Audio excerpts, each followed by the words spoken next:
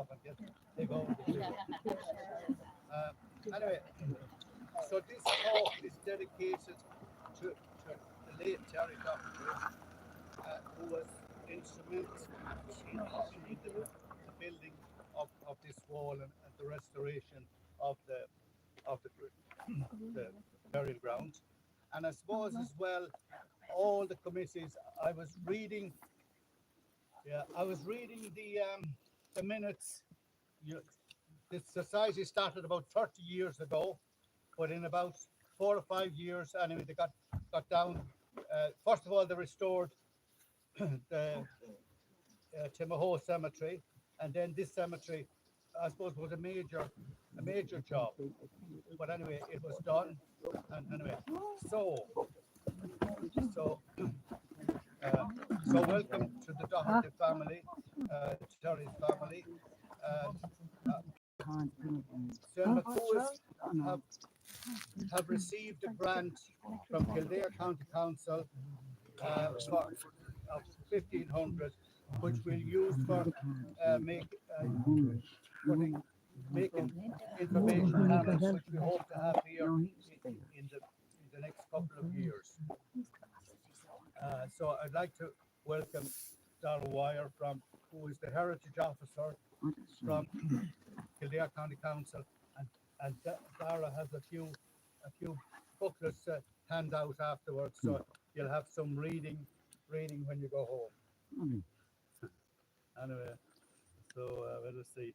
Anyway, I'd like also to thanks very much to those and also Pat's family as well. So I'd like to also mention the late Des O'Leary, on this project, for Gerard McCarthy. I don't know if Gerard McCarthy got here or not, but Gerard McCarthy also represented the county council, and maybe it was done under a fourth scheme. So anyway, so now the main thing of the event is Seamus Cullen. Seamus is our mentor, and he's a noted historian, and Seamus will tell you all about the Quakers of Timahoe. And anyway, so it's probably over to you, Seamus. We have a few special guests here. We have we have two people. Tell me. Remind me, Sean, the two people who presented the flowers. Oh yeah, we have one person. Two people here who met Richard Nixon. Okay, okay, that's right. When I start, I met those. Okay, so anyway, I hope you enjoy the talk, and it's over to Seamus.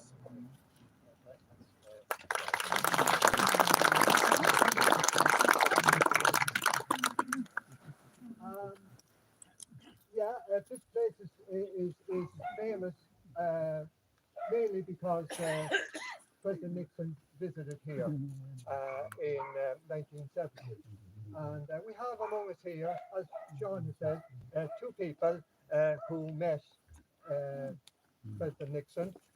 One is sitting over there, Sadie Heffernan. I'm going to go by maiden names because we all go by maiden names now. We'll come back to Sadie later on. But also, we have a person here, Marion Scully. I know. Don't find me not naming you as Marion Moore, Marion Scully. And I always remember Marion's father, and we have to remember the people that are gone. The late Jack Scully. And Jack Scully was here and was pointing out the field there, and he said, the President of the United States landed in a helicopter in my field. Marion missed the event, but Marion was a guest of President Nixon in the White House, and that's the subject of another talk, Marion, later on. The next talk we did on that a few years ago. Now, I just want to begin, first of all, by just talking about the first time anyone heard of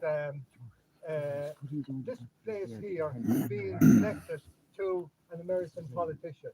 It was in 1966 that there was the late Martin Kelly.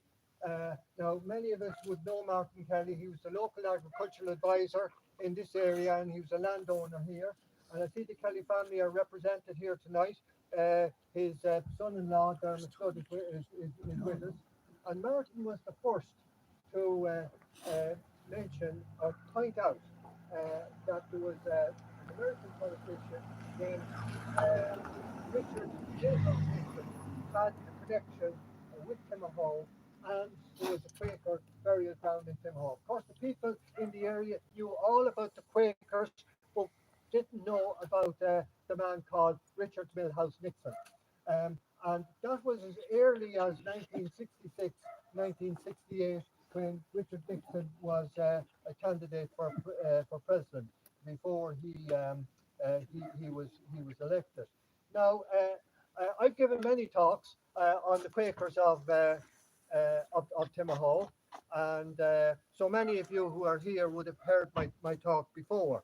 I remember giving a talk to the ICA in Prosperous, and there was two people I think that organised that. One of them is there in front of me, Kathleen Doherty. The other was next door neighbour of mine, now deceased, Bernadine O'Connor.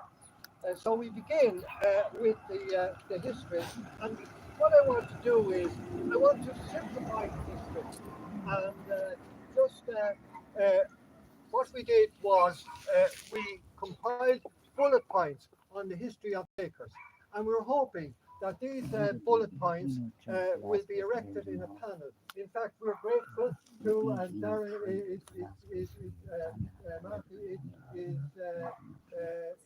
here. We're grateful to the Heritage Office for the finance to begin that project. So there it is. There's the bullet points, and we hope to have an information panel, something similar to that. Margaret, could you just maybe just show us around while I begin talking on it?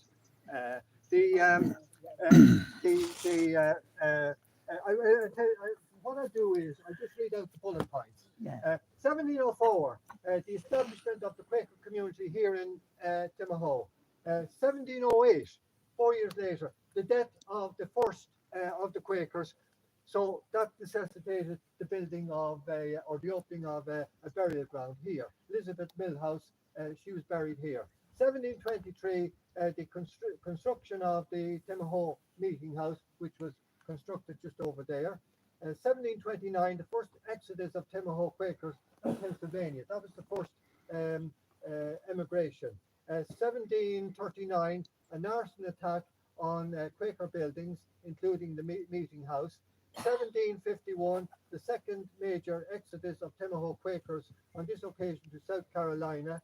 1798, there was problems too. We'll deal with that later on. 1803, there was the death of the last of the Quakers to live in the area.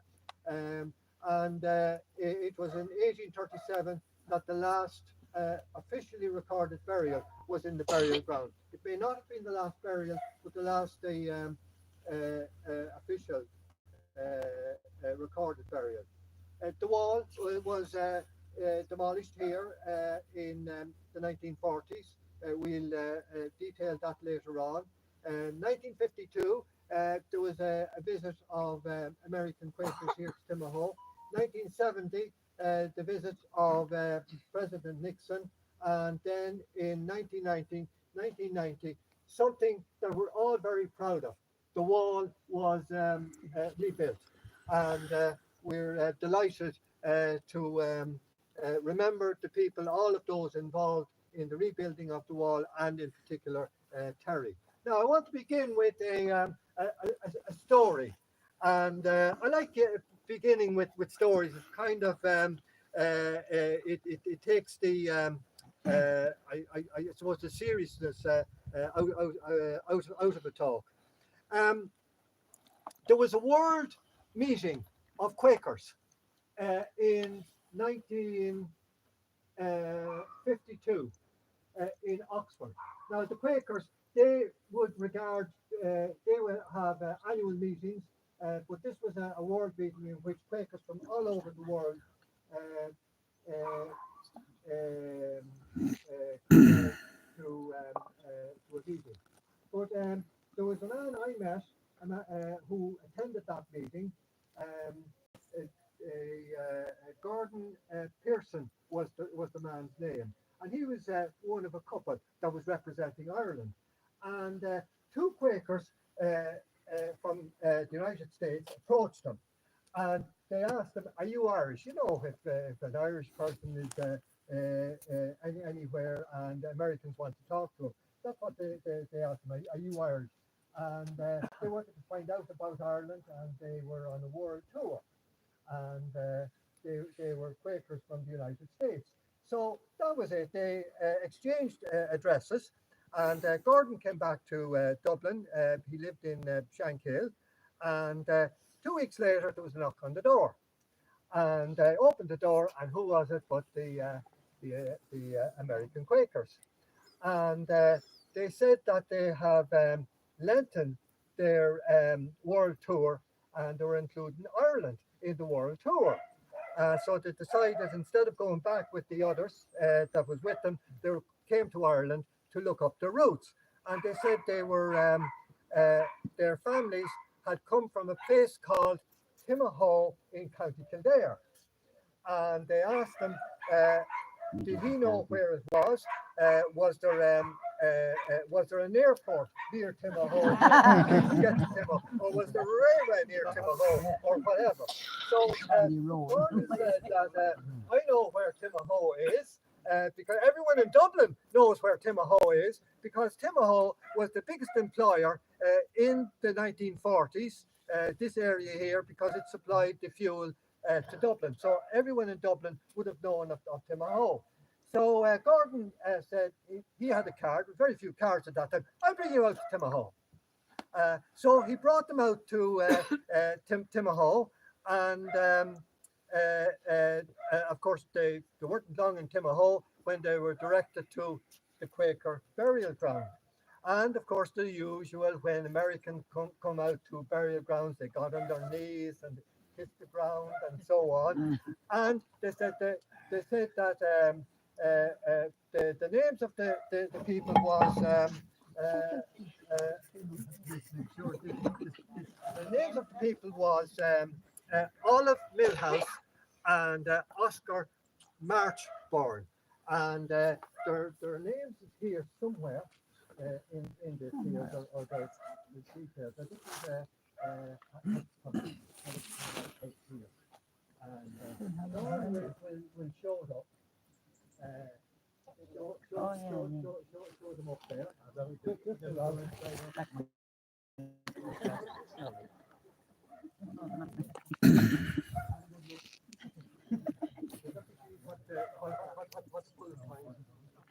Yeah, when they were talking to the local people here, they asked them, "Did anyone know of a family called Millhouse?" And very few knew, but there was someone that was living down that direction said that there was a Millhouse field down near the old village of Timahoe. And they thought that was very unusual, because there was a mill up on Hutchestown Hill, but the mill field, the Millhouse field was down in the other direction. And of course, they were delighted that they got some detail of their their ancestors here. Anyway, they were driving back home in the car, and the topic turned to politics. I know we've two elected politicians here, but anyway, it turned to politics. So the lady who was sorry, Sean, what's her name again? Olive, is it? Olive. Yeah, just show her up there. Olive, very attractive lady she was too. Olive asked Gordon, had he any interest in the American election which was taking place at that time in 1952?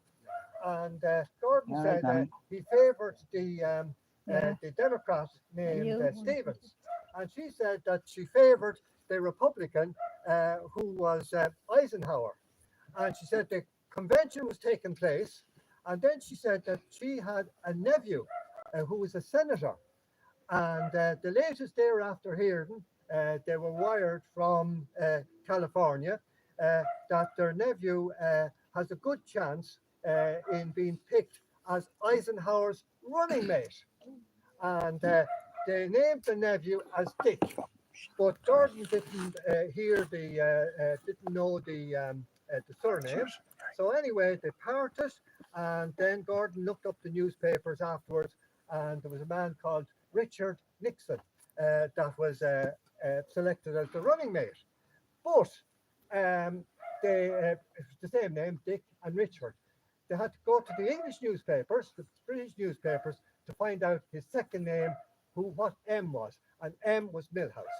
So anyway, I thought that might be the best way to start the particular talk. So we go to the first bullet point, and the first bullet point is the establishment of the Timahoe Quaker community. On the 23rd of June 1704, a group of Quakers from the northern counties leased the townland of Timahoe and Giltown. This was the beginning of the Timahoe Quaker community, which was to have an important impact on the local area and, of course, the history of County Kildare. On the 13th of January 1705, John Millhouse and John Mackey attended the monthly meeting of the Dublin Quakers and formally established a Quaker meeting here in Timahoe. Within a short time, both families followed. Other townlands were leased. Now, the first two townlands that they leased was Timahoe and Giltown. The next townlands that were leased was Hodgestown, Hurdoff, Coolcarrigan, Derrygrove, and Coolik Martin. The townland boundary goes down along that road there. We're in Hodgestown Hill, and on the other side there, I understand, is Timahoe. We have the names of the first Quakers that arrived in the area, and there's a plaque there that shows all of the names as well. Not more, in fact, that's on this list. John Wiley, Alexander Wiley, Samuel Miller, James Miller, John Millhouse, John Mackey. They were named on the original lease in 1704. They were joined shortly afterwards by Samuel Mickle, Thomas Jackson. Joining them also at this time was Henry Russell, who acquired the leasehold of Hodgestown. There's the lease, and that lease dates from 1704. Now, just walk around maybe and show them. Now, Mairead here is showing up the second bullet point, and Elizabeth Millhouse, the first Quaker burial in Timahoe in 1708. It came in 1704. By 1708, the senior member of the community died, Elizabeth Millhouse. So at that point in time, they formed they opened a burial ground. Now the site chosen was very interesting because it was the highest part of the land that they had acquired. They had acquired all of the townlands around here, and the highest part is here at Hodgestown. The hill, the summit of the hill, is just out there, and there was a junction here. The road went straight there across to Hodgestown House and on to Giltown. So it was at a junction where they established their burial ground. The plot was initial plot was triangular in shape, and it was donated by the Russell family. Now Elizabeth Millhouse, who died, she was related to nearly all of the Quakers that had arrived at that time, and her burial and the fact that they opened the cemetery here, it signalled their intention of permanent residency in the area. Now maybe just to show that around, if anyone wants to see it. Now we have the first of the images showing up here. That was 1708 when the first burial took place. The Quakers didn't really have churches. They had ecclesiastical buildings, which they called meeting houses, and normally they had their meetings in the meeting houses. But before the meeting house was built here, they held their meetings in various houses of Quakers around. So they built a meeting house.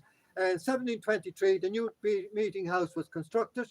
It was a red brick building with a thatched roof. It was sited alongside the burial ground with a joint entrance servicing both. The joint entrance was over there where I'm pointing, and the meeting house was, I think it was over there. It was just outside the wall there. The far side of the wall. Sorry, Kathleen? It was the far side of the wall. The far side, as Kathleen says, it was the far side of the wall. While it functioned as a venue where regular religious meetings were held, it also operated as a school where children from the Quaker families were educated. So that would have been the first record of a school that we would have here in the Timahoe area, 1723. So just before it's shown around, we have a drawing of what they were like, of what the meeting house was like, and this here is based. The image is based on the drawing. Now, just anyone that wants to see it. Now, the first exodus of Quakers to Pennsylvania. A couple of families emigrated in 1729. They weren't happy here, and one of the reasons that they weren't happy was they had to pay tithes, and they believed that it was a sin to pay tithes because they're paying tithes to the established church. And the two families that left were related, and I think I'll just go to my notes for that. What number is that? That's the 4, is it? No, number 4. Yeah. Oh, okay. One of the it was the Miller family. One of the Millers lived just further on towards Timahoe. One of the Millers, one of his daughters, Catherine, married a man called Hewitt, and they moved to Carlow.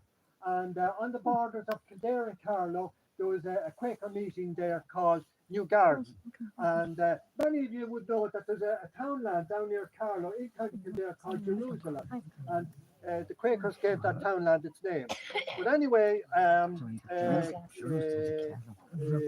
Catherine Miller moved to New Garden, and then there was a New Garden in Pennsylvania named after New Garden, and they emigrated. They sent letters back that there was a Quaker community there. They didn't have to pay tithes, and they could practice their religion openly. So Catherine's mother and father decided to go, and another daughter who was married to one of the Wileys who lived just across the way in Giltown. So they went. We even have the name of the ship that they went. The ship was named. Let me see. Whitehaven. Simple ship called Whitehaven. The Cesarea of Whitehaven. They left in 1729. In May, 29th of May, 1729, 10th of September, they landed in Philadelphia. Catherine Miller died 7 days later. So we don't know whether she met up with her daughter, who was living there. But anyway, that was the first of families that moved. There was others went with them, and there was even a servant girl by the name of Sheridan from the local area that accompanied them as well. So we can show that around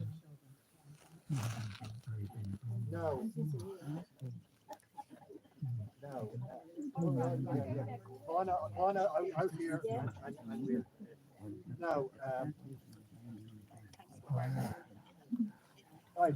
Now, I want to talk about the saddest event that occurred here in or in the history of the Quakers, and that was an arson attack on Quaker buildings, which included the meeting house in 1739. In the late 1730s, some Quaker families branched into industrial enterprises and needed semi-skilled tradesmen. As the local people lacked the necessary skills, several apprentices from Northern Ireland, the northern counties, were employed. Now we know the Quakers are well known as industrialists. They were very much involved in milling and in the Shackletons, I suppose, notable family involved in milling. But anyway, it appears that they wanted to get into textiles, the production of textiles, and they were accumulating wool. Anyway, the employment of apprentices from Northern Ireland caused unease among the local population. And this came to a head on November 1739, when the apprentices celebrated Guy Fawkes Day. Now, Guy Fawkes Day was celebrated in Northern Ireland before Ordnance Day. Ordnance Day wasn't really celebrated until 1795, but it was always Guy Fawkes Day that was celebrated. So anyway, these apprentices decided to celebrate Guy Fawkes Day here. And how was Guy Fawkes Day celebrated? How would the northern fellas from the northern apprentices from the northern counties celebrate Guy Fawkes Day? Anyway, a bonfire complete with an effigy of the Catholic pretender to the throne was lit on the summit of Hodgestown Hill. Now, the summit of Hodgestown Hill would be just about 50 yards across there. So they erected this bonfire on the summit of Hodgestown Hill, and they also, and this is in the documents, they also made a straw effigy of the old pretender. This would be James II's son, James III as he was called. And it was a straw effigy. The first thing when I came here today was the track of straw the whole way along the hedges anyway. So anyway, they set fire to this bonfire and burned the straw effigy, and this infuriated the local population. It occurred on 5th of November 1739. Resentment spread rapidly throughout the area, and on the 16th of November, windows in the meeting house were broken. Then on the 25th of November, a serious arson attack destroyed the meeting house and 5 buildings owned by Samuel Mickle, which included wool and other property within the buildings, was destroyed. Now, the wool, of course, would have been for the wooling industry. They weren't afraid of being called for a right. On 7th of December, offering a reward of up to £40 for information leading to the conviction of the offenders. 19 local people were arrested, but a subsequent trial at these assizes collapsed. Kathleen, I'm not going to make the same mistake as I made before. At a meeting down in Kelly's pub, I named out the 19 people, and half of the people there had the same names. And there was one lady, and she's since deceased, one of the most respectable ladies in the area. Her family name was one of them. I'm not going to mention her, but any of you around here would know the family of who donated the site to Coolera Church. But I'm not mentioning any names. She turned 40 colours, so I'm not going to name the names. Anyway, what happened was the Quakers were pacifists, and they were embarrassed over the fact that their church was burnt. It was the only church Quaker meeting house that was burnt in the history of the Quakers. The court case was in Naas, at Naas Assizes. Some of the apprentices and one of them was bandaged. He was the ringleader who was involved in the organising the bonfire. He was in one of the buildings and he was badly burned. They were given evidence and the evidence conflicted. So the jury had no option but to discharge the 19 men. Incidentally, the Quakers wouldn't attend the court because according to their religion, it would be left to the next life. They didn't believe in punishment during this life. Just want to pass on, I think 60 years afterwards, history repeated itself, but not with the same events. In 1798, Staplestown Church was also this right. So that's and that's a copy of the plan of the meeting house. Now, Sadie has the next one. Just another, yeah, a lot of emigration talk because there's been a lot of migration.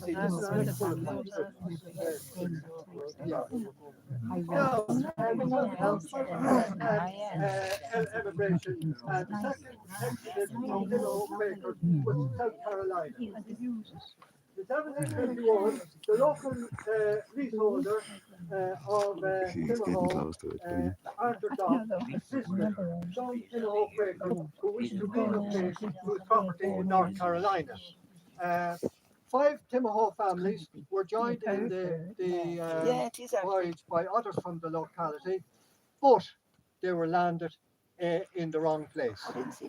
It was North Carolina. Sorry, did I say South Carolina? It was North Carolina where Arthur Dobbs had the land. That was his estate. And that's where they had land acquired in North Carolina, and they were mistakenly landed in South Carolina. So they decided to stay in South Carolina, and they formed a separate Quaker community in a place called Camden, which is just north of where they landed. The two principal leaders was a man called Robert Milhouse and his brother-in-law Samuel Wiley. Robert Milhouse lived down in closer to Timahoe. Samuel Wiley lived across in Giltown. So they established a new Quaker community in South Carolina, and the same thing happened as what occurred here. They needed a burial ground because one of them died shortly afterwards, and they opened the burial ground, and there's the information panel that's outside the burial ground there, and it said the lease here was from 1759, and it was donated by a man called Samuel Wiley. Samuel Wiley was just born across there in Giltown, and he leased it for $1, I think, a year, and it's now there's 4 acres in it, and it's now the principal burial ground there in that particular city in South Carolina, and it's got 15 acres in that particular burial ground now. There's a bigger story particularly Samuel Wiley. He befriended the local Indians, and when he died, there's an obituary to Samuel Wiley, and much of it was dictated by the local chief of the Indians. In 1803, they moved from South Carolina because of, first of all, revolution, the American War of the American Revolution, and also because South Carolina was a slave state, and they didn't want to be living in a state that had slaves. Anyway, they left their mark behind them. They left there's 2 place names in that particular area called after them. In Camden, there's a street named Wiley Street, and up just on the border with North Carolina, there's a town called Ola, and there's a lane there called Timahoe Lane. So that's now who's going to bring that around?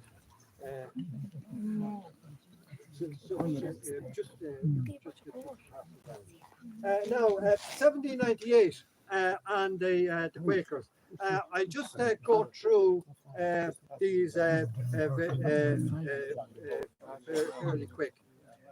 In 1796, there was disturbance in the area from a group called the Defenders. Now, the Defenders later joined the United Irishmen, but the Defenders were more sectarian than the United Irishmen, and they robbed a lot of houses. And although they were revolutionaries, they favoured the French Revolution. But many of the houses in this area here were robbed, and word went to the Quaker elders in Dublin that some of the Quakers in this area here, they had firearms, and they were going to use their firearms to defend their houses, and that was against the Quaker religion. So there was a committee formed, and the committee called out, came out to Timahoe, and they interviewed these Quakers, and there was many of them. They were expelled from the Quakers. Disowned, I think, was the name that they used. There was one particular Quaker that was making a claim for damages. Now the Quakers had their own particular. They had their own particular fund, but he was claiming from the government fund, which would pay a little more. So anyway, he agreed to not to go ahead with the government fund, and he wasn't expelled. During the rebellion of 1798, there was extensive rebel camp here in the area, but the Quakers took no part on either side. The caretaker's house here was robbed, and the caretaker was robbed of £12, and she obtained 12. She was robbed of £12, and she obtained £10 compensation from the Quakers' own fund. Now this one will go around. First, Teresa.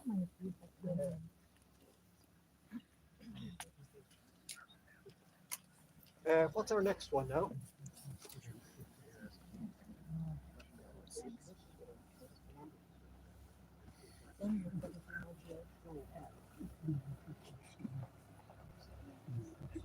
Now,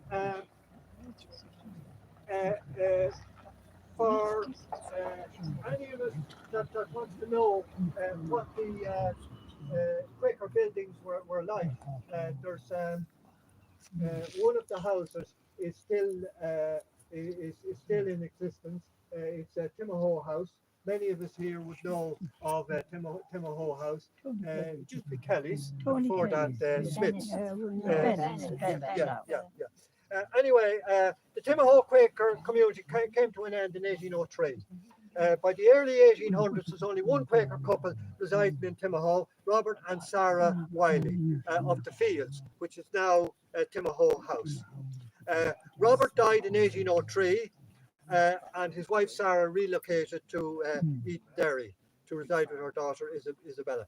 This ended 99 years of Quaker residency in Timahoe. The Quakers still retained property in the area, which was rented out. Quaker meetings in Timahoe were laid down in 1806, and 3 years later, the meeting house and the caretaker's house was sold for £68. The burial ground remained in use. Sarah Wiley was buried there when she died in 1819. Now, there was a drawing of the meeting house and the caretaker's house. And what we've done is we've reconstructed what the buildings would have looked like at that time. The meeting house was just outside the wall. and the caretaker's house was facing this direction here, just at the side of the wall. Margaret will probably show this around. I think that's probably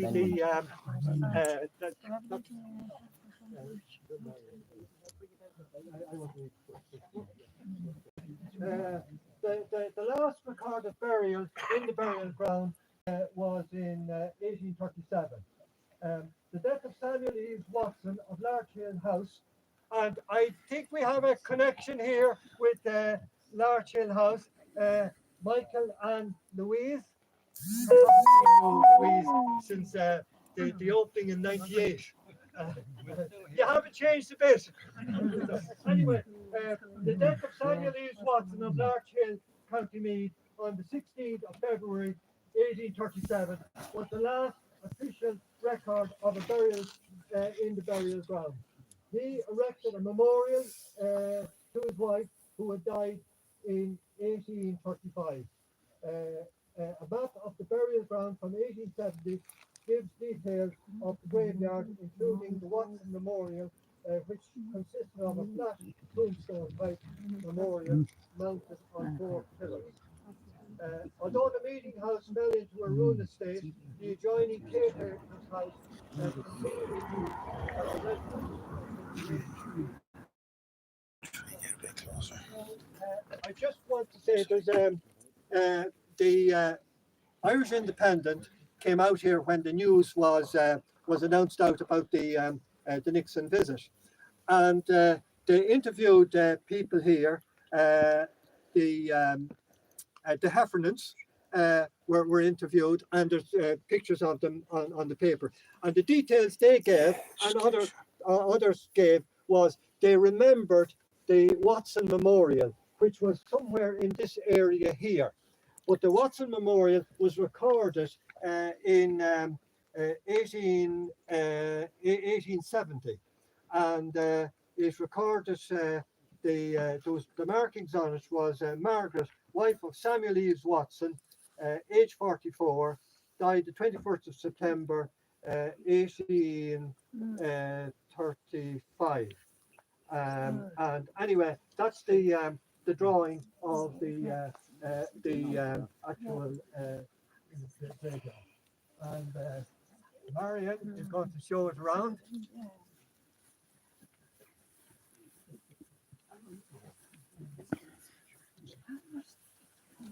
I just get this one next. Yeah. Now we're coming near the end. Now. That's oh yeah. The boundary wall. I just go quick with this. Due to the emergency, 1939 to 1945, throughout the period of World War II, drastic powers were undertaken to overcome the difficulties. There was a need for turf from the Bog of Allen to solve the shortage of fuel at the time, but new roads were needed to be built into the bogs. The turf was in the bogs. They could save the turf in the bogs, but they couldn't transport it out of the bogs, and they needed stone. There was a castle over there, Blackwood Castle. Part of it was demolished at the time, and the wall here of the burial ground was demolished for stone to be used in road construction. The Quakers are well known for their historical contributions to social justice and a significant role in humanitarian efforts, notably during the famine. We all know that. We all respect the genocide. Quakers, it needs to be said at any meeting connected to the famine and connected to the poverty in Ireland in the past. The use of the walls of their abandoned burial ground in Timahoe, unknown to the Quakers, unknown to them, in a small way contributed to the country weathering the storm at that time and getting through the emergency.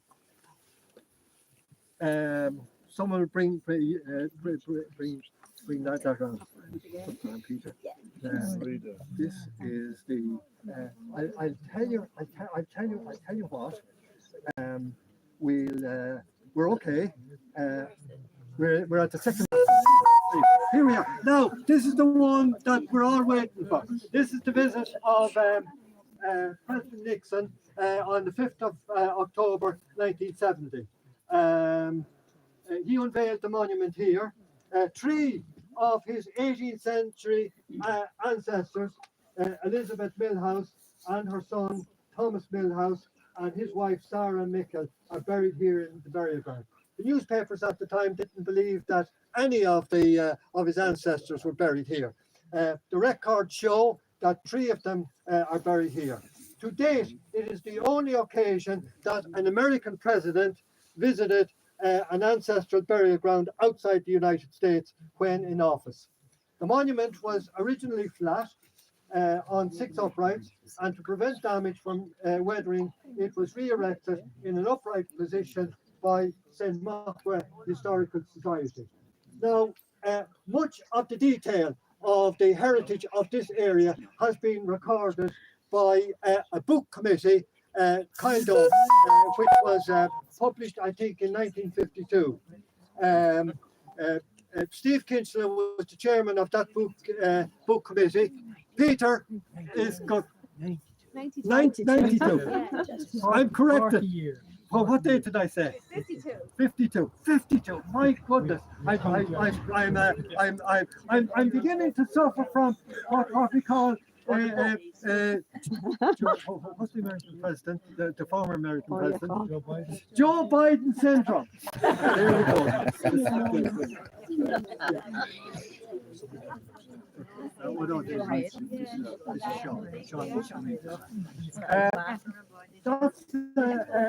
We're at the final one, and where's Sean?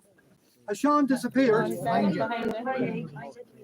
Well, yeah, I missed it. I'm down in Eden's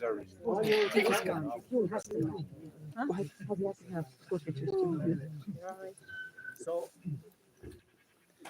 the project, this was the first major project of Timahoe, or St. Macu's Historical Society, which was formed in people tell me 93. Yeah. Okay.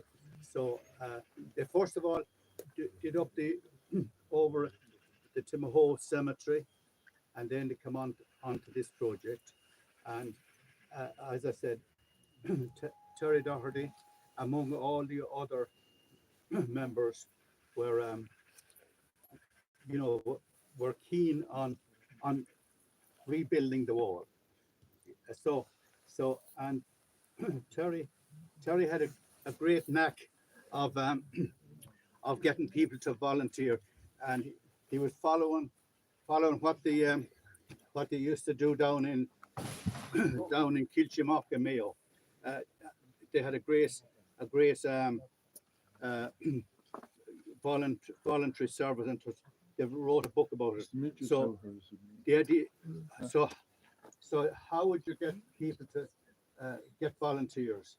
So Terry's anyway, Kilchimock said you ask them, and so Terry was good at asking people to do things, and he was good then at getting to do it as well, which I suppose we could still use that message today, because volunteering isn't like what it used to be. But if you ask people, even if 1 in 10 of people you ask actually come and do the volunteering, then you're winning. So anyway, so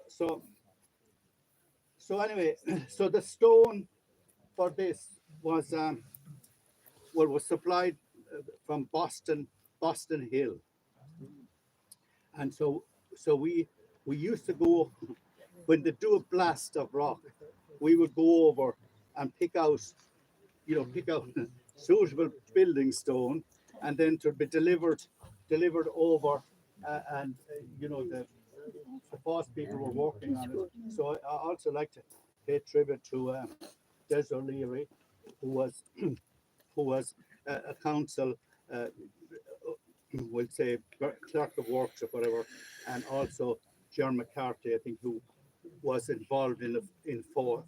It was mainly done under a FOR scheme, and so people might help me with the people who worked on it now. I heard people mentioning. Yeah, Jim has advised me on Matthew Ward from Giltown, Billy Dorton to Maho, and Mick Carton to Maho. So Matt Ward from Giltown, Billy Dorton to Maho, and Mick Carton to Maho. Okay, very good. Okay, very good. Well, anyway, it's still standing. There's a couple of stones where maybe we didn't. You can see the stone chipping a little bit, but it's in great order, and I suppose full marks to Pat Cosgrave for keeping the place. And anyway, that's what I'd like to say about it. So now, can I just say about Seamus Cullen?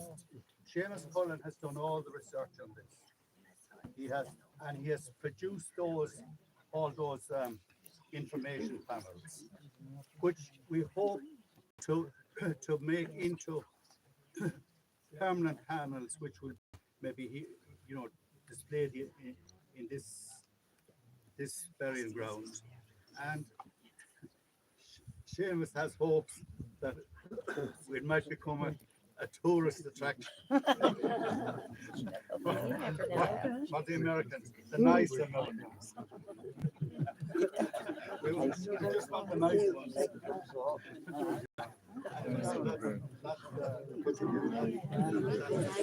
But I think there's great credit due to Seamus.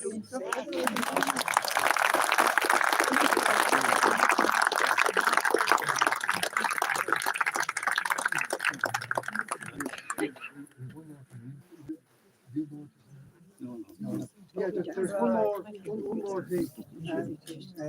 When Peter is Thank you. We'll send it this way this time. So guys, We'll go Quick look at- anti-clockwise. are going on there. we want the panel over here for a second. Okay, now Now, look at that. this panel that Peter showing up, it's Richard Nixon here at this monument. The monument was flat, it's upright now. There's one person in that picture that's here with us today. Can anyone point her out? Sadie Heffernan.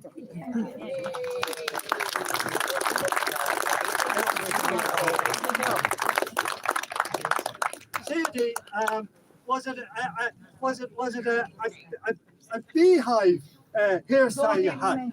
I tell you, Sadie, can you stand there? I was there that day, okay?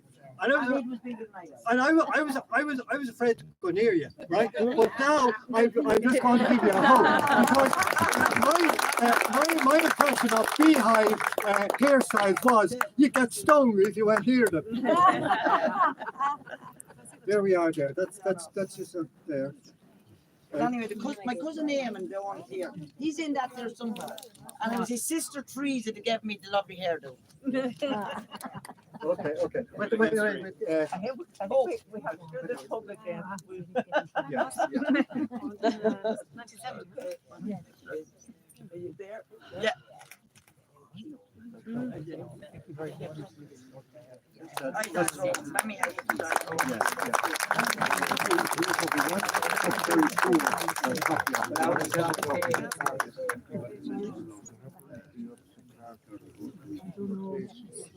Yeah. Now, there's one other. Marianne,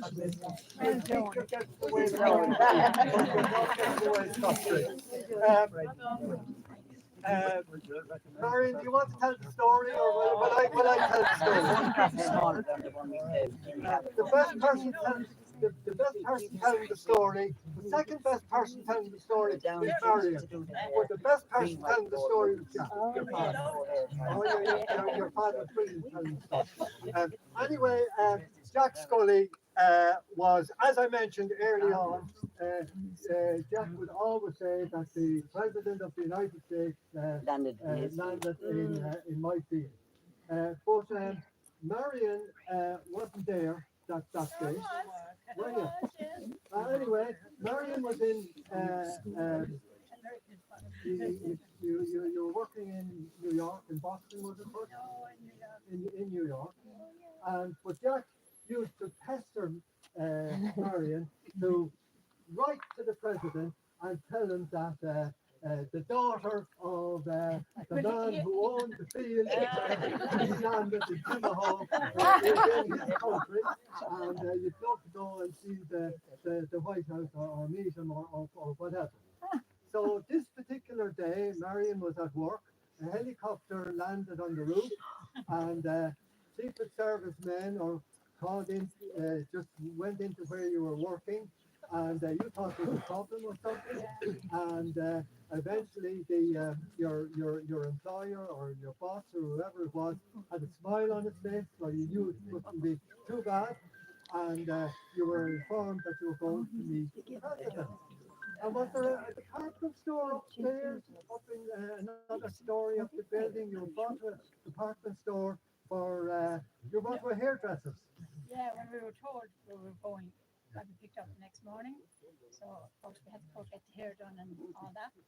And the next morning the Secret Service picked me up and flew me to Washington to meet the president. That's really short.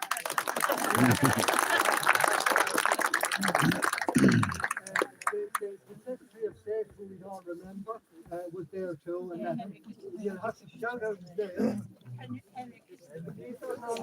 Henry Kissinger. Also, there was one incident, and this incident appears in the Nixon tapes. And this incident was about trying to get. Nixon had a dog, a pet dog called. Tell us the name of the dog. King Timahoe. King Timahoe. And Nixon wanted to get King Timahoe to sit to get a photograph with Marion. But what happened? The dog wouldn't sit. And eventually, you know, these rumours were added to because, and it might be the story. Nixon couldn't get the dog to sit. He asked Kissinger to get the dog to sit. Kissinger couldn't get the dog to sit. Kissinger, I think, gave the order in German or something. And I think, I know this didn't happen, but you know, there's always a piece added on with a legend. Marion was asked to give the order in Gaelic. So this is part of the legend. But anyway, the dog handler came in, was called in, and he gave the order in Spanish. And down sat the dog. And it was a photograph. And you get that photograph anywhere on the. You don't have to look for it. Just Google King Timahoe. There you are, Google King Timahoe. Sean, yes. Oh, sorry. It's no, don't be a nonsense. Is there a poem that has to be said? Yes. Oh, it's a few words now. It's Just a few words. okay. Well, it's about This finishes it. okay. There's a bit of a story now. And we get you to come up here in the middle, let you find it. Don't get away from it. So just a few years ago, when the Quakers was 50 years old, I sat down with my father, and obviously that's his home place across the road there, and I kind of asked for his recollection of the day. Like, so I'll just read out a couple of words to see what life was like that day in Timahoe. And his family home, as I said, was at the top of Hodgestown Hill, which is the nearest dwelling to the Quaker burial ground. So word began to filter around the community about 1 month beforehand of the President's impending visit. The Quaker graveyard was located on the top of Hodgestown Hill, and that was cleaned up, and a new headstone was erected. This new headstone was obviously unveiled by President Nixon, and this is the same headstone. A new telephone line was erected, specifically to the graveyard from the Hill of Allen for the visit. The Doherty household was one of the first houses on the road that got a telephone installed, actually in 1969.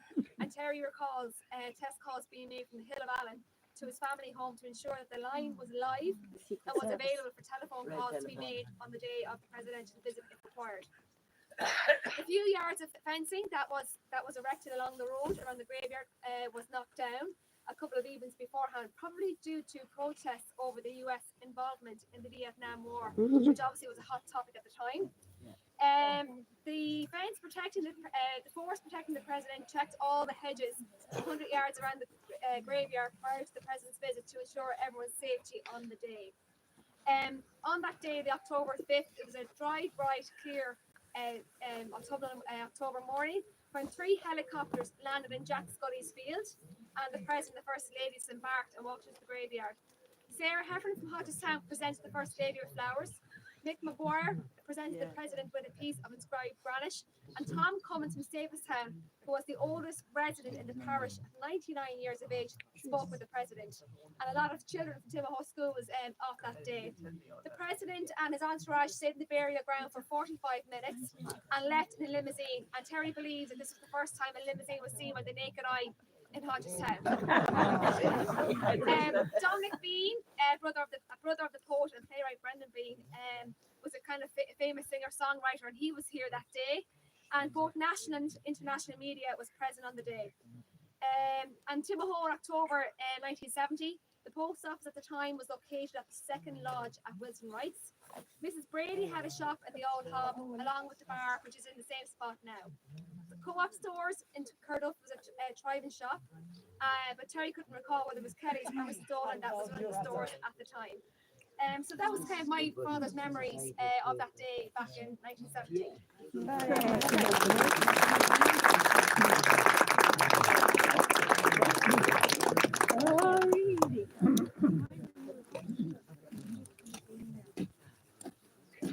Oh, thanks, Kira.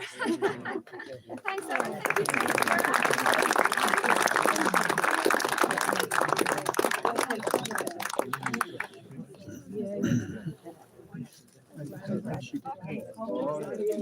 That's good. That's good. Just to have Thank this you. supply. Thank you. Pardon? No. Thank you.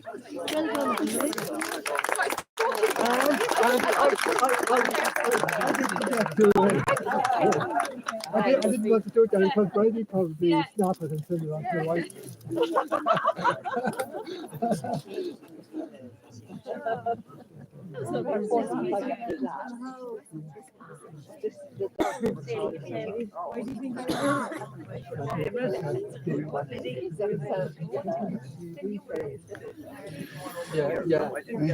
Yeah.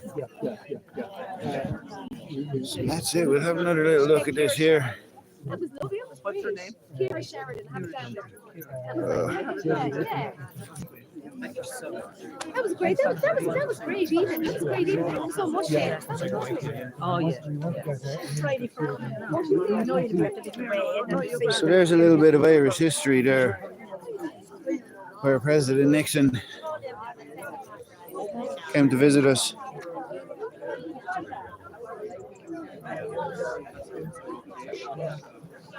His family originate from around here.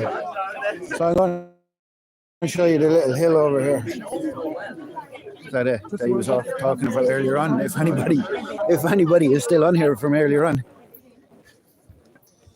and where he was talking about where they burnt an effigy of Guy Fawkes, and not afraid to be called far right, came down and burnt a few buildings and taught them a lesson not to do it again. Well, that's the hill there. It's the highest point.